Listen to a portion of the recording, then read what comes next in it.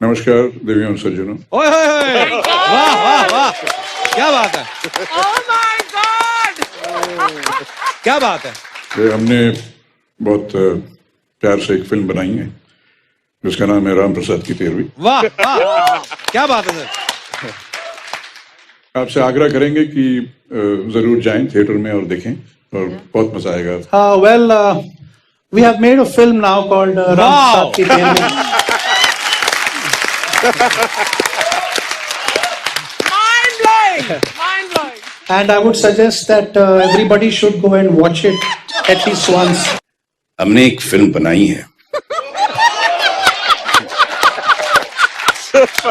जिसका नाम है राम प्रसाद की 13वीं।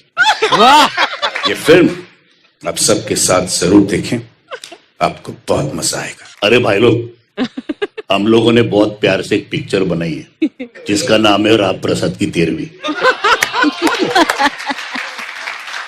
सबके साथ जाके ये पिक्चर देखने का, नहीं तो फोड़ डालेगा वहां। मैंने बहुत से जो वॉइस ओवर आर्टिस्ट मिमिक्री जो करते हैं मैंने बहुत से सुने, लेकिन ये जो आप कर रहे हैं ना, ये तो मतलब आंखें बंद कर लो और एग्जैक्टली सेम है। वाह, ब्रह्मांड पे कब्जा करने में भी उतना मजा नहीं जितना यहाँ तबाही मचाने में है।